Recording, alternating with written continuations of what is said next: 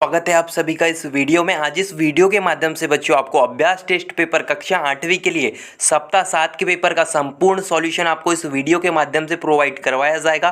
तो आपको इस वीडियो को लास्ट तक देखना है। साथ ही आपके 1 से लेकर सप्ताह 6 तक का भी सॉल्यूशन हमारे इस चैनल पर अपलोड किया जा चुका है। तो यदि बच्चों आपने उन वीडियोज़ को अभी तक नहीं देखा तो उस वीडियो के डिस्क्रिप्शन बॉक्स में उनकी आपको लिंक दे दी जाएगी। वहाँ जाकर आप 1 से लेकर 6 सप्ताह तक के पेपर आसानी से सॉल्व कर सकते हैं। तो चलिए इस वीडियो में हम देख लेते हैं अभ्यास टेस्ट पेपर कक्षा 8वीं के सप्ताह 7 का पूरा सॉल्यूशन। जी हां बच्चों, आपको पूरा सही उत्तर इस वीडियो में आपको यहां पर दिए जाएंगे।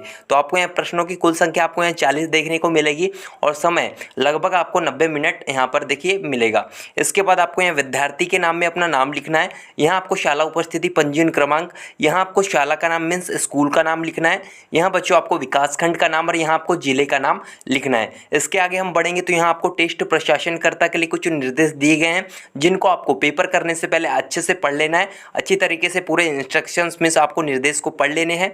इसके बाद आप यहाँ 5वें में देख रहे होगे आपको भाग 1 में 1 से लेकर 10 तक हिंदी के प्रश्न, भाग 2 में 1 से लेकर 10 तक गणित के प्रश्न और भाग 3 में विज्ञान के 1 से लेकर 10 तक प्रश्न और भाग 4 में सामाजिक विज्ञान के 1 से लेकर 10 तक क्वेश्चन दिए हुए हैं जिनके आंसर हम आपको देने वाले हैं। तो चलिए देख लेते हैं आगे। आपका यहाँ से देखिए भाग 1 हिंदी प्रारंभ होता है जिसमें बच्चों आपको कुछ इस प्रकार बोला गया कि निर्देश आपको दिया हुआ है कि निम्नलिखित पोस्टर पढ़कर दिए गए प्रश्नों के नीचे दिए गए विकल्पों में से सही विकल्प चुनकर सही उत्तर तालिका में लिखिए। और बच्चों आपको यहाँ पर नोवल कोरोना वायरस से रिलेटेड एक चित्र दिया हुआ है जिसमें कुछ आपको यहाँ इस तरीके से दिखाई दे रहा होगा। तो देखिए इसको आपको अच्छी तरीके से देखना है और इससे रिलेटेड आपको नीचे क्वेश्चन कुछ पूछे गए उनके आंसर आपको देने। तो इस चित्र को आप अच्छे से देख लीजिएगा। इसके बाद देखिए इससे नीचे आपको यहाँ क्वेश्चन पूछे गए। तो पहला क्वेश्चन आपका है कि 2019 नोवल कोरोना वायरस की बीमारी का दूसरा नाम है। तो बच्चों पहले क्वेश्चन का आंसर आपको लिखना है ए वाला कोविड-19। जैसा कि आप सभी को पता होगा कोरोना वायरस को कोविड-19 भी कहा जाता है। तो ए वाला ऑप्शन इसका सही उत्तर हो जाएगा। इसके बाद दूसरा, कोरोना वायरस से बचने के लिए कौन सी सावधानी बरतने की ज़रूरत है।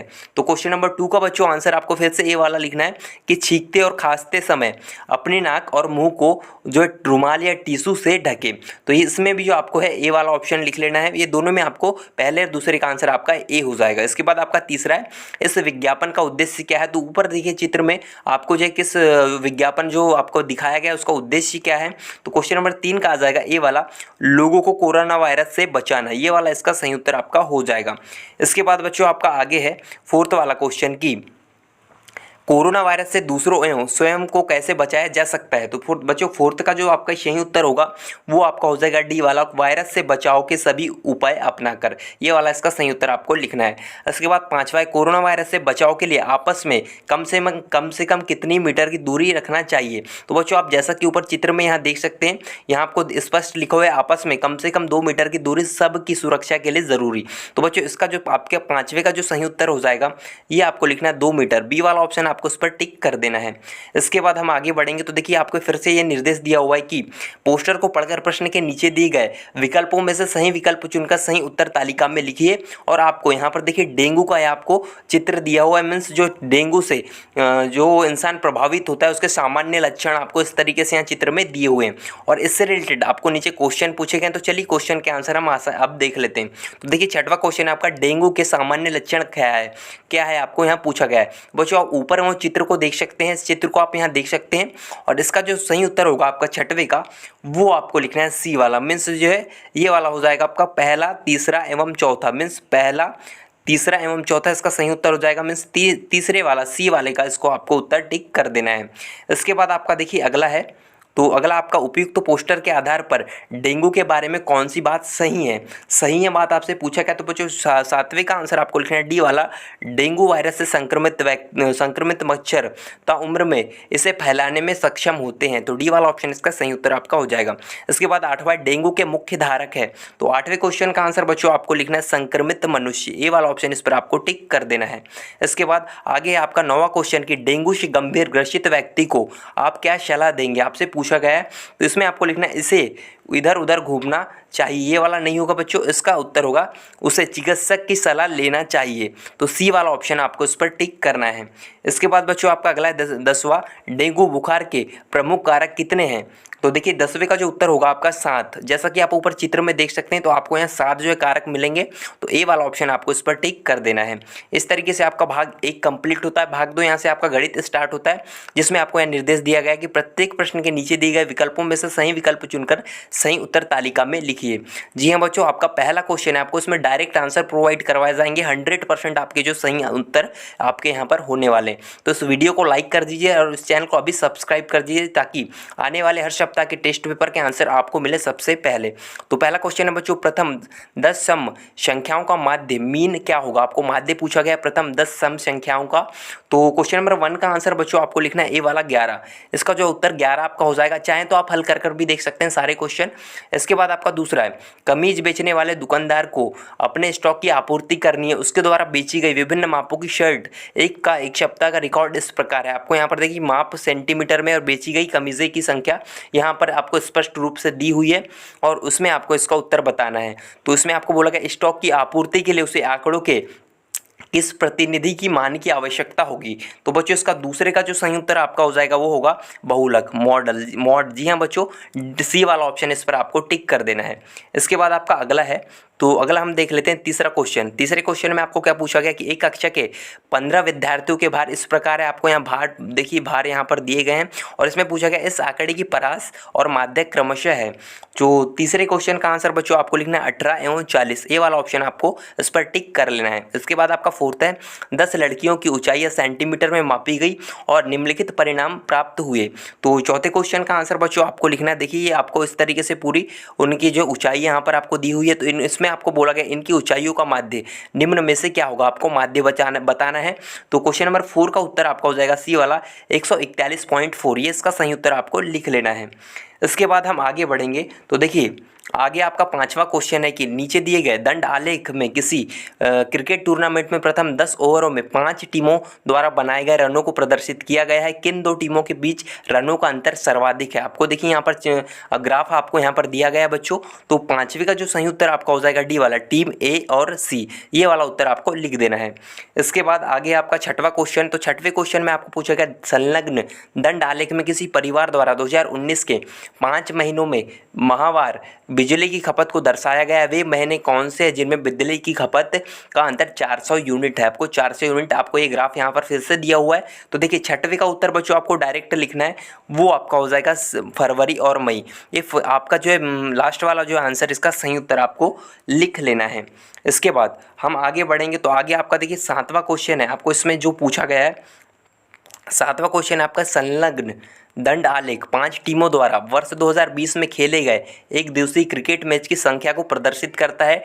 टीम ठ और टीम व में द्वारा खेले गए मैचों का अनुपात कितना है? तो देखिए 7वें क्वेश्चन का आंसर आपको अनुपात बताना है। फिर से आपको यहाँ पर ग्राफ यहाँ पर दिया हुआ है, तो इसका उत्तर आपको लिखना है 5:6। इसका भी डी वाला ऑप्शन आपको सही टिक कर देना है।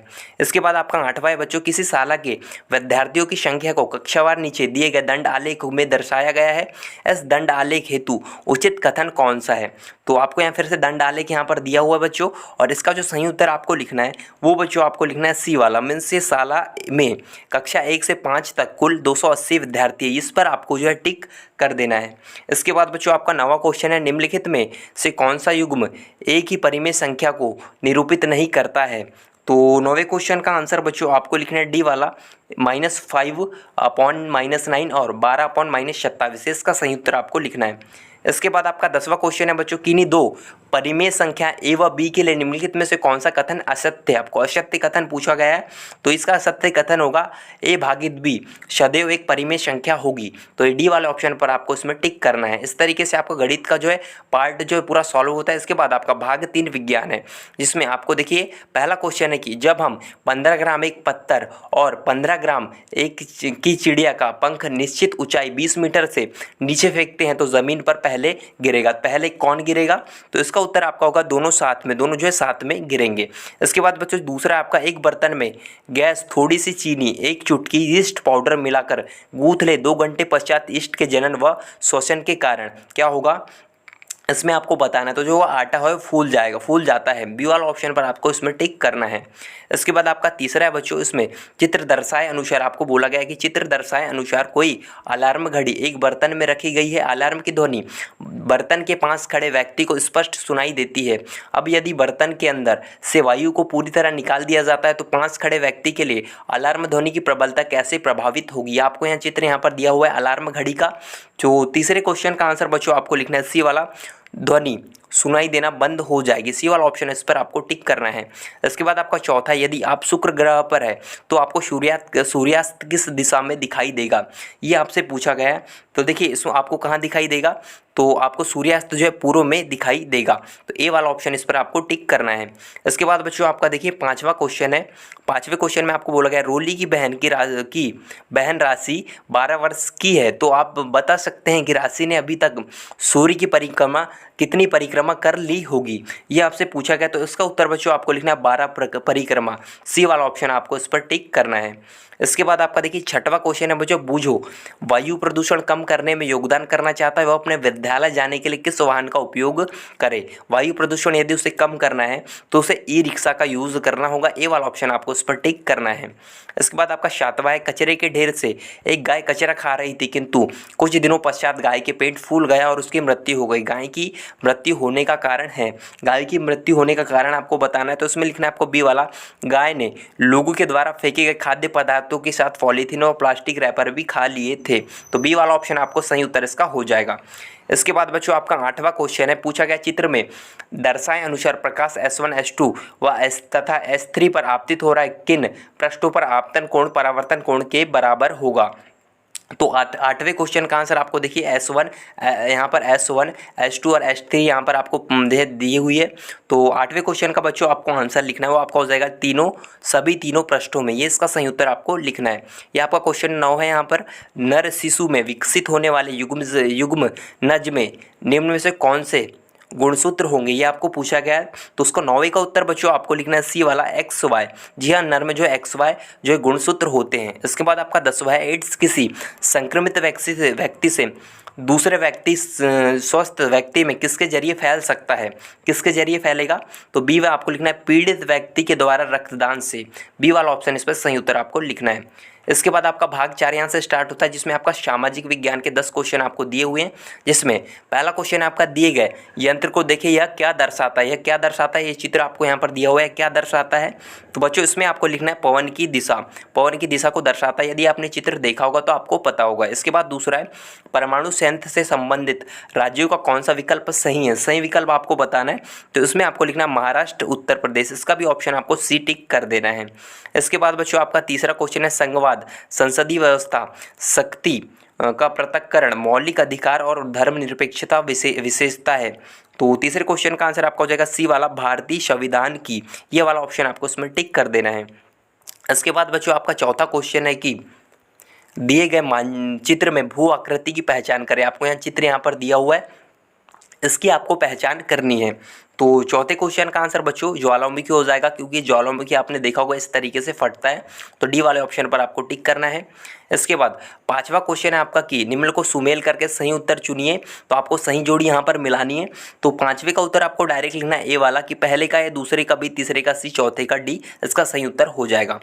इसके बाद आपका छठवां दिया हुआ है, आपको देखिए नीचे दिए गए मानचित्र को देखिए, बोला गया आपको ये मानचित्र देखना है और आपको बोला गया छायांकित क्षेत्र में कौन सी फसल बहुतायत में उगाई जाती है। तो बच्चों छठवें क्वेश्चन का आंसर होगा चावल, धान। जी हाँ, सी वाला ऑप्शन आपको उस पर टिक करना है। इसके बाद आपका सातवां क्वेश्चन है, अगर आप अपनी कक्षा में हैं और भूकंप आता है तो खुद को बचाने के लिए आप तत्काल क्या करेंगे। तो सातवें क्वेश्चन का आंसर आपको लिखना, आप अपने सिर को ढक कर उसे बचाएंगे। तो डी वाला ऑप्शन आपको इस पर टिक करना है। इसके बाद आठवां है, निम्नलिखित में से उपनिवेशी शासन के दौरान भारतीय हथकरघा उद्योग के निम्नीकरण के क्या कारण थे। तो बच्चों इसका जो सही उत्तर होगा आठवें का, वो आपका हो जाएगा डी वाला उपरोक्त सभी। जी हाँ, ए बी सी इसका तीनों से सही उत्तर होगा, तो उपरोक्त सभी डी वाले पर आपको टिक करना है। इसके बाद 9वां क्वेश्चन है बच्चों, नीचे दिए गए रेखा चित्र में कौन सा जलवायु प्रदेश 10 अंश जो है नॉर्थ अक्षांश से 10 अंश साउथ अक्षांश के बीच दर्शाया गया है। तो आप यहाँ चित्र देख सकते हैं। तो देखिए 9वें क्वेश्चन का आंसर आपको लिखना है बी वाला, भूमध्य रेखीय जलवायु प्रदेश, बी वाला ऑप्शन आपको उस पर टिक करना है। इसके बाद आपका 10वां क्वेश्चन है जो आपका लास्ट क्वेश्चन है, निम्नलिखित विकल्पों में से भारत के उपनिवेशिक शासन के दौरान कौन सा एक सामाजिक सुधार हुआ। तो 10वें क्वेश्चन का आंसर आपको लिखना है सती प्रथा का अंत, ये इसका सही उत्तर आपको लिख देना है। डी वाला ऑप्शन आपका इसका सही उत्तर हो जाएगा। इस तरीके से बच्चों आज की इस वीडियो के माध्यम से हमने आपको सभी क्वेश्चन के आंसर प्रोवाइड करवाए हैं। और तो आई होप ये वीडियो आपको पसंद आया। वीडियो पसंद आया तो इस वीडियो को लाइक कीजिए और इस वीडियो के नीचे आपको रेड कलर का जो सब्सक्राइब का बटन दिख रहा होगा उस पर आपको क्लिक कर लेना है ताकि सभी क्वेश्चन पेपर के आंसर आपको मिले सबसे पहले।